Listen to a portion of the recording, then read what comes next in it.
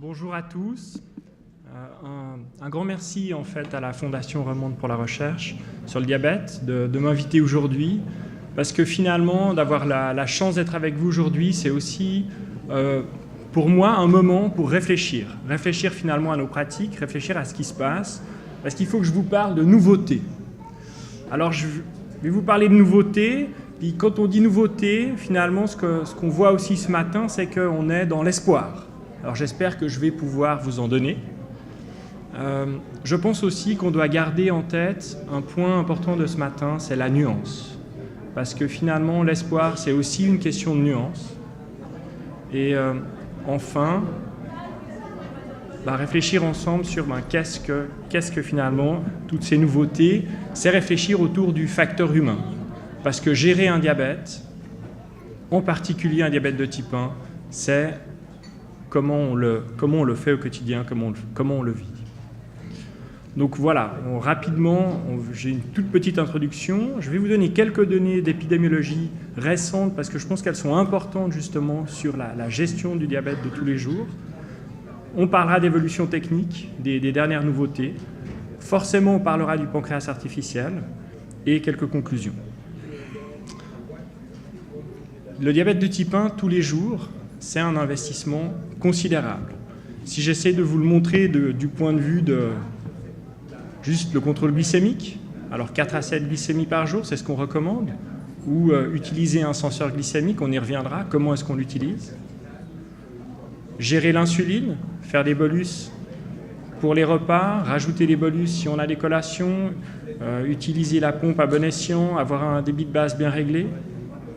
Et c'est en fait une somme de connaissances inouïes qu'on vous demande, nous, souvent soignants, d'acquérir en tant que patient.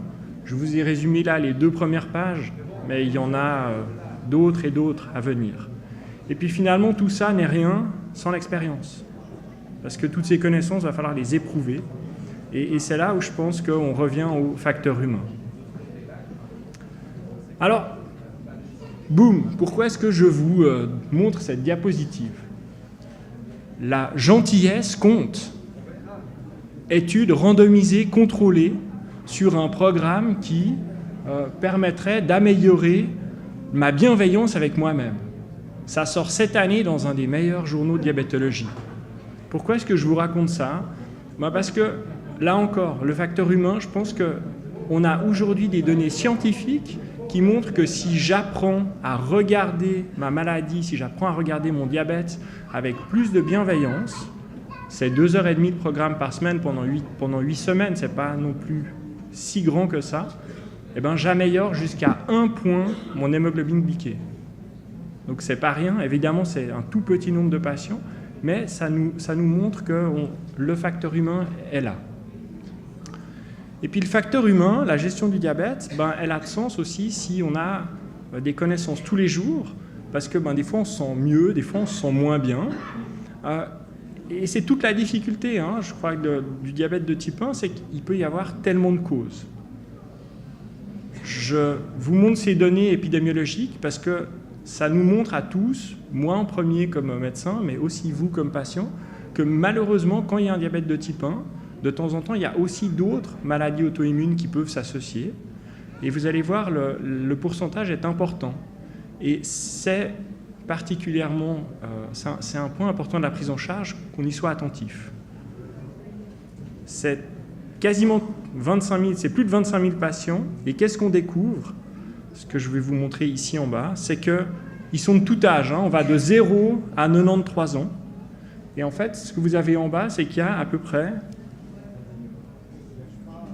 presque 30%, plus d'un quart des patients qui ont un diabète de type 1 ont aussi en fait une autre maladie chronique associée auto-immune qui sont majoritairement la thyroïde. Ça peut aussi être la maladie cœliaque, ça peut être des maladies inflammatoires de l'intestin, ça peut être des maladies cutanées ou l'insuffisance surrénalienne. Et ce qu'on voit surtout, c'est que plus l'âge avance, plus le nombre de ce type d'atteinte peut augmenter. Alors, voilà, qu'est-ce qu'on voit? Ça, c'est vraiment, on voit qu'avec l'âge, ça monte. Je ne suis pas en train de vous raconter en fait ça pour créer une émotion négative. C'est un peu ce qui pourrait ressortir, mais finalement, il nous raconte qu'on a en plus un risque d'avoir d'autres problèmes. L'idée est plutôt de se dire, si je le sais, je peux y penser, je peux en parler en fait avec mes soignants. Et c'est surtout des atteintes de la thyroïde, ça peut aussi être des atteintes en fait au niveau de la muqueuse intestinale. Et pourquoi c'est important ? Parce qu'en fait, ça peut affecter directement le contrôle du diabète. Non seulement ça peut affecter ma fatigue, mais ça peut atteindre le contrôle du diabète. Et vous le voyez là, quand il y a des problèmes de thyroïde, on a plus de tendance à faire des hypoglycémies. S'il y a un hyperthyroïdisme, on a plutôt tendance à avoir plus de décompensation acidocétosique. La maladie cœliaque, elle fait des malabsorptions, donc elle fait de la fatigue et elle fait des hypoglycémies. Et puis ensuite, les autres sont tellement rares que je ne vais pas forcément en parler.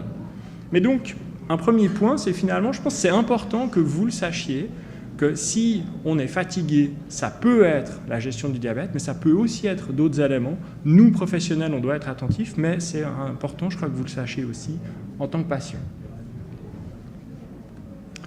Bon, donc, voilà, ça c'est un petit point de gestion pratique, mais voilà ce que nous montrent ces données de 2016. Donc nous devons être attentifs. Ensuite, qu'est-ce qu'on découvre en 2016 ? Finalement, les injections, ça reste clairement d'actualité. La pompe à insuline, ça reste d'actualité dans la gestion du diabète. La greffe d'hylo-rein-pancréas, ça reste d'actualité. Mais au niveau pratique, on va de moins en moins utiliser le glycémie capillaire pour utiliser de plus en plus de senseurs glycémiques. Il y a des lecteurs flash qui sont des senseurs autres, on en a déjà discuté, et toute la nouveauté, elle est là, c'est comment la pompe se couple à ces senseurs.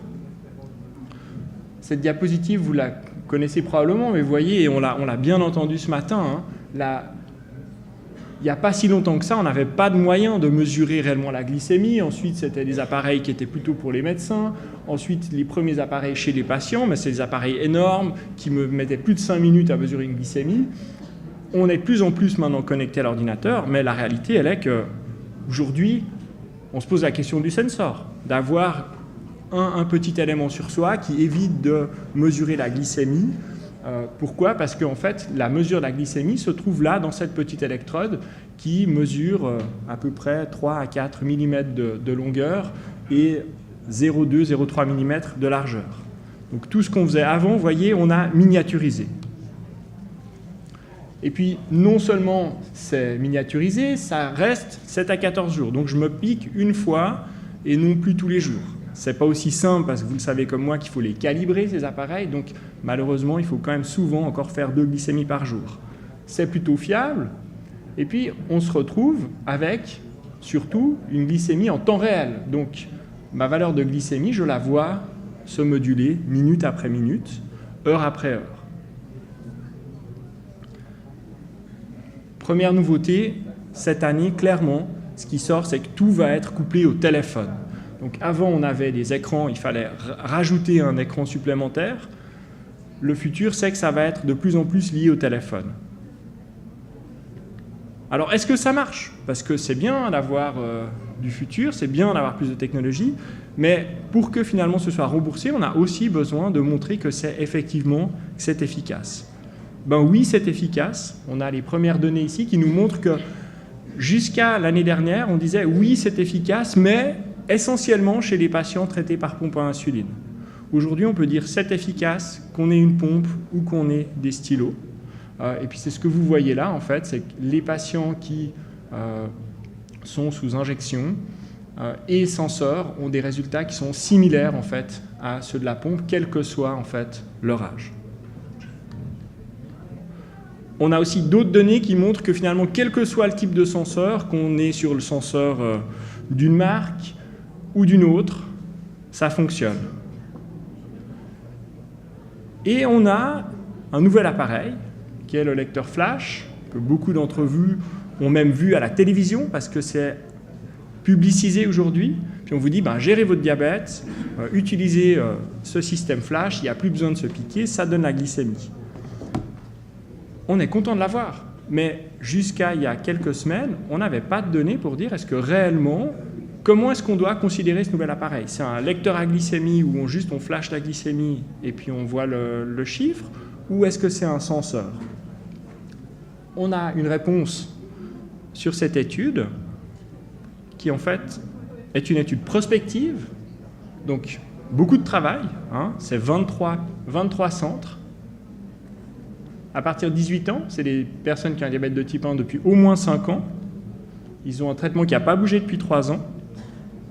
Ils ont une excellente hémoglobine glyquée. Et puis, ils sont tous d'accord et ils font au moins 3 contrôles glycémiques par jour. Ils en font en fait en moyenne plutôt 5. Puis, qu'est-ce qu'on voit? C'est qu'on a plus de 300 patients qui sont screenés et on finit avec à peu près 120 patients dans chaque groupe. Il y a un peu plus d'hommes, 2 tiers d'hommes, 1 tiers de femmes. C'est bien représenté. Et puis, on a des hémoglobines glyquées qui sont vraiment excellentes. Hein. On est à 6,7%. Donc, des contrôles du diabète déjà parfaits. Et qu'est-ce qu'on découvre chez ces patients? C'est que le fait, donc là, vous avez sur la ligne rouge, c'est les patients qui ont l'appareil mais qui ne voient pas la glycémie. Donc, ils doivent continuer à utiliser des bandelettes. Et puis, le groupe rouge, c'est ceux qui peuvent voir la valeur sur leur lecteur, plus en fait le défilé. Puis qu'est-ce qu'on voit? C'est qu'en fait, le nombre d'heures passées par jour en fait en hypoglycémie, elle reste la même chez le groupe contrôle, mais elle baisse en fait chez les patients qui utilisent le système. Et c'est extrêmement conséquent parce que regardez, on était à quasiment, là c'est le temps passé en hypoglycémie par jour. Regardez ce temps, on est à plus que 3 heures chez ces patients. Donc ça nous interpelle aussi, c'est que finalement pour avoir un excellent contrôle du diabète, c'est souvent au prix quand même d'avoir d'hypoglycémie.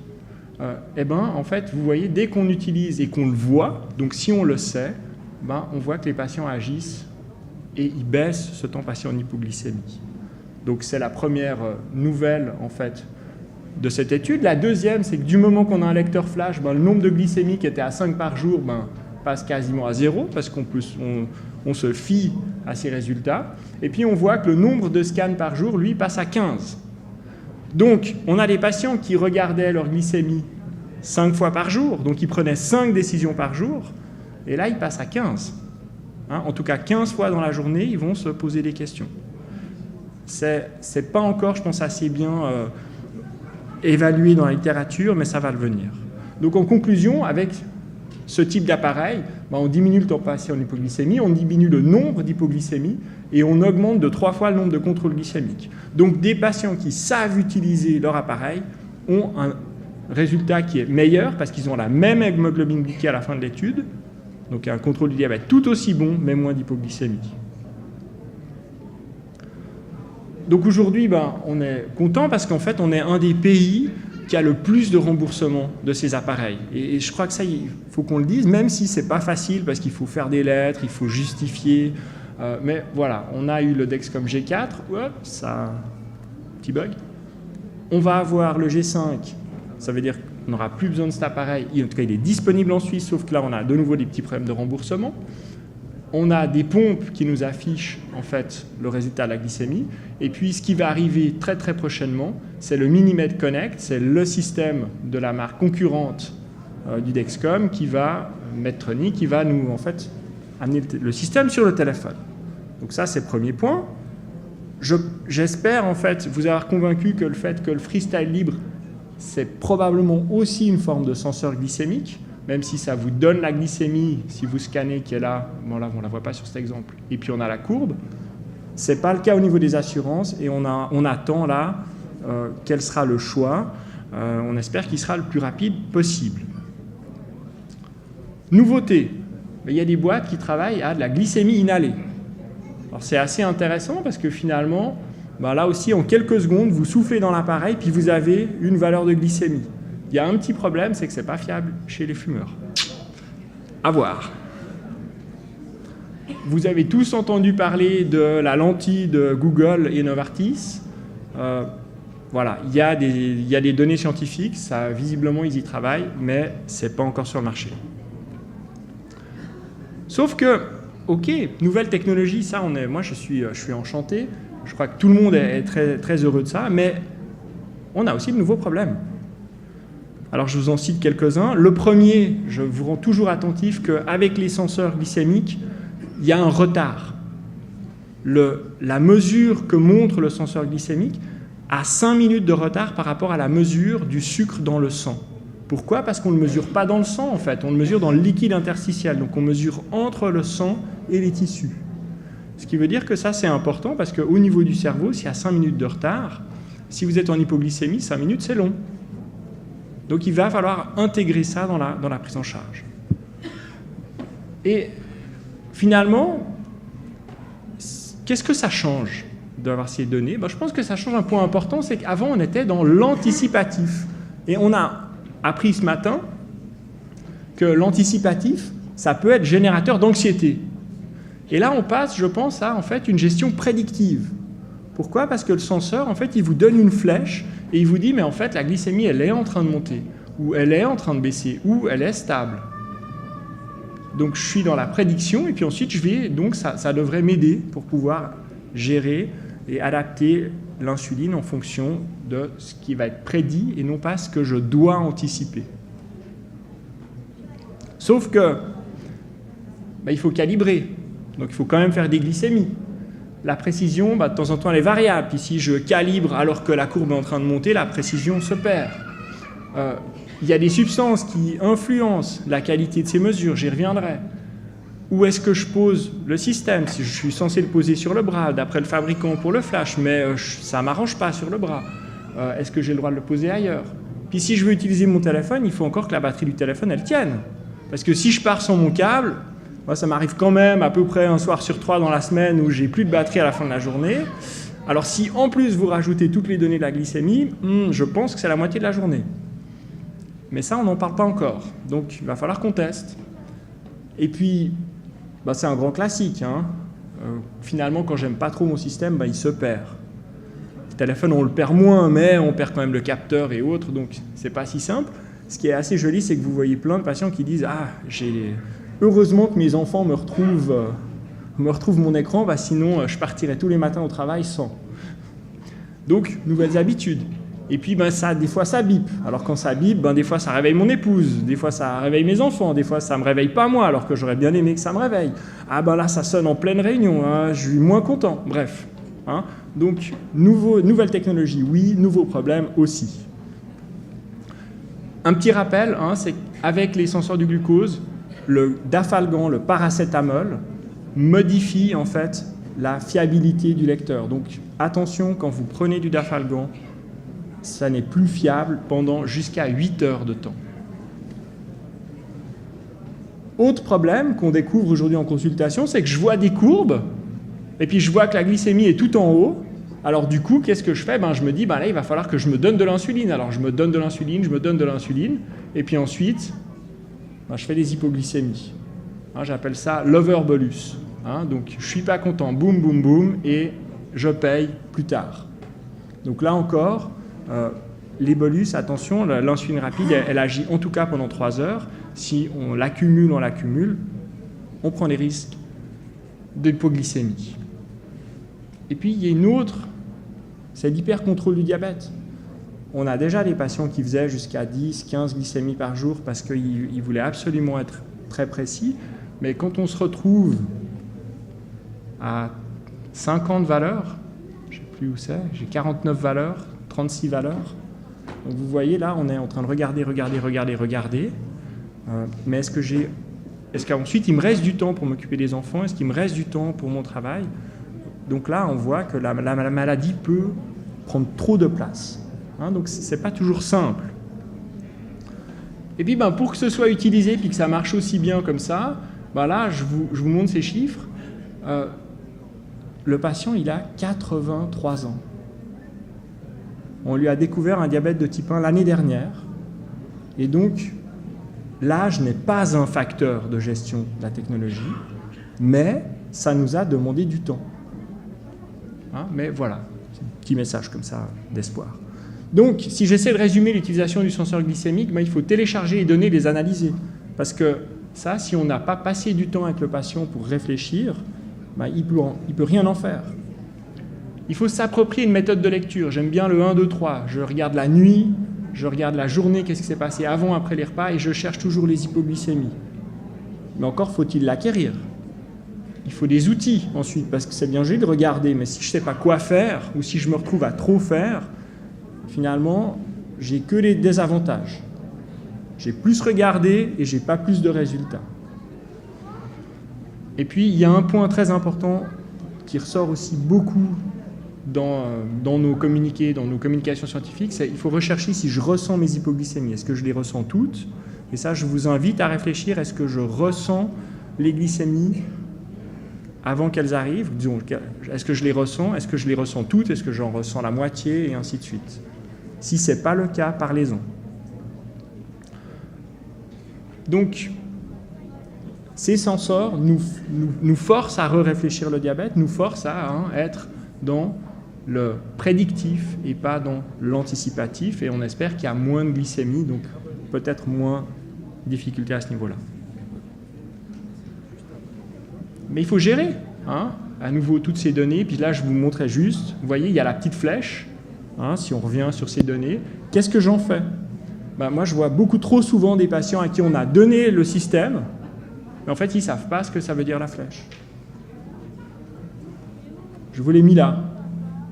La flèche, quand elle est en train de monter, c'est qu'on est en train de monter jusqu'à cette flèche-là. On est en train de monter quasiment de 7 millimoles dans l'heure. Mais si le système s'est trompé et que je fais mon bolus et que 5 minutes après, ce n'est pas le cas. Donc de nouveau, vous voyez, il y a des petits trucs, mais toute une série de petits trucs qu'il va falloir tester, évaluer et connaître. Et puis voilà ce qui se passe, et c'est là où je reviens au facteur humain, c'est que quand je vois la glycémie qui monte comme ça, nous on dit aux patients, ce serait bien d'augmenter de 20% peut-être le débit provisoire ou de faire un petit bolus. Et en fait, qu'est-ce qu'on a tendance à faire quand on vit la chose? On se dit, j'ai pas envie que ça monte. Et boum, 140%. Ou gros bolus. Donc on voit bien qu'on n'est pas forcément dans le rationnel quand on voit ces chiffres, quand on ressent des éléments. Et donc ça demande de nouveau une adaptation. On a, nous, pour changer de sujet, mais c'est une adaptation du monde médical, c'est que toute la difficulté, elle est aussi qu'on a plusieurs systèmes. Donc nous, on est souvent un tout petit coup en retard parce qu'on n'a pas vu tous les bugs, on n'a pas vu toutes les subtilités du nouveau système qui arrive. Et puis, donc, il faut probablement que nous, on se batte comme communauté scientifique pour qu'on standardise. Et puis, c'est tout un travail. Bonne nouvelle, c'est qu'on a les premières recommandations à ce niveau-là. Espoir. Je ne sais pas si vous connaissez cet acronyme. En fait, c'est l'acronyme anglais pour pancréas artificiel. Donc, je pense qu'on va le revoir de plus en plus, cet acronyme-là. Pourquoi? Parce que le pancréas artificiel sera vendu, je pense le premier modèle sera vendu en 2017 en Suisse. Donc, ça veut dire qu'on va pouvoir le proposer. Qu'est-ce que le pancréas artificiel? C'est un système qui permet une adaptation automatisée de la perfusion d'insuline en fonction des variations prévues ou inattendues de la glycémie. Alors ça, c'est un raccourci, parce que le pancréas artificiel, il adapte le débit de base, oui, mais il est encore trop lent pour les repas. Donc, on n'y est pas encore où c'est totalement automatisé. Par contre, ce qu'il y a de sûr, c'est qu'on n'a heureusement pas qu'un seul système. Je ne voulais pas tous vous les détailler, mais il est disponible. Il a été homologué aux États-Unis, il va être vendu l'année prochaine aux États-Unis et chez nous aussi certainement. Si ce n'est pas l'année prochaine, c'est 2018. C'est possible dans la vie réelle, c'est ce que nous montrent les études. Il y a toute une série d'études avec différents systèmes. Sauf que, est-ce que ça va convenir à tout le monde? Et ça, c'est pas encore clair. Et puis, c'est pas parce que finalement ça marche chez les autres que moi, ça me convient. Parce que le pancréas artificiel, ça veut dire tout ça. Ça veut dire que je suis d'accord d'avoir un capteur, un senseur glycémique. Ça veut dire que je suis d'accord d'utiliser une pompe à insuline, qui est soit patch, soit avec un fil. Mais les pancréas artificiels qui sont disponibles aujourd'hui dans le commerce, ils ont tous un fil, donc il faut que j'accepte d'avoir la pompe avec moi. Il y a des algorithmes. Il va falloir que les différents types de pancréas artificiels disponibles, on les compare. Est-ce qu'ils sont tous aussi bons? Est-ce qu'ils sont tous aussi prédictifs les uns que les autres? Ça reste des points d'interrogation. Pour l'instant, chacun a juste démontré que c'est utilisable. Et puis on a des nouvelles pompes, et il va falloir que les nouvelles pompes aussi, elles s'adaptent. Est-ce qu'elles vont être liées ou pas à des capteurs? Ce qui est sûr, c'est que la réalité, elle est là, c'est publié pendant 12 semaines. Donc on peut faire, il y a déjà aujourd'hui des patients qui ont un système automatisé de débit d'insuline. Donc la glycémie est en train de monter après le repas, la pompe va se mettre à donner un petit peu plus d'insuline aussi. Mais pour que ça marche aussi bien, qu'est-ce qu'ils ont reçu, ces patients? Ils ont tous reçu en fait un enseignement de 6 semaines intensif pour la gestion de leur repas, pour être capable de mieux compter les hydrates de carbone au moment du repas et de donner la quantité idéale d'insuline pour le repas. Donc ce qu'il y a de bien, c'est que si on compte les hydrates de carbone de manière adéquate, la pompe, après, elle rattrape si on a fait des petites erreurs. Mais si on fait des erreurs extrêmement importantes, la pompe va pas, le pancréas artificiel ne va pas réussir à récupérer. Donc, voilà, nouvelle technologie, même difficulté, le diabète, il reste là. Comment je le vis, ça reste là. Et ma vision de comment je vis les choses, peut-être et probablement que les technologies, ça nous permet d'adapter, de voir les choses différemment, mais ça reste pas simple. Donc on en est encore là, il va falloir maîtriser l'insuline. Heureusement qu'on a de la technologie qui nous aide, mais il faut gérer l'alimentation, il faut gérer l'activité physique, il faut connaître sa maladie, il faut connaître quoi faire quand on ne sait pas ce qui va se passer. Et on a besoin de soutien, et ça c'est de plus en plus démontré, et je pense que la première étude, et je pense aussi un message d'espoir, c'est que si on développe aussi des stratégies pour être plus bienveillant avec soi, on arrive à mieux contrôler le diabète. Merci pour votre attention, je m'arrêterai là. Merci beaucoup.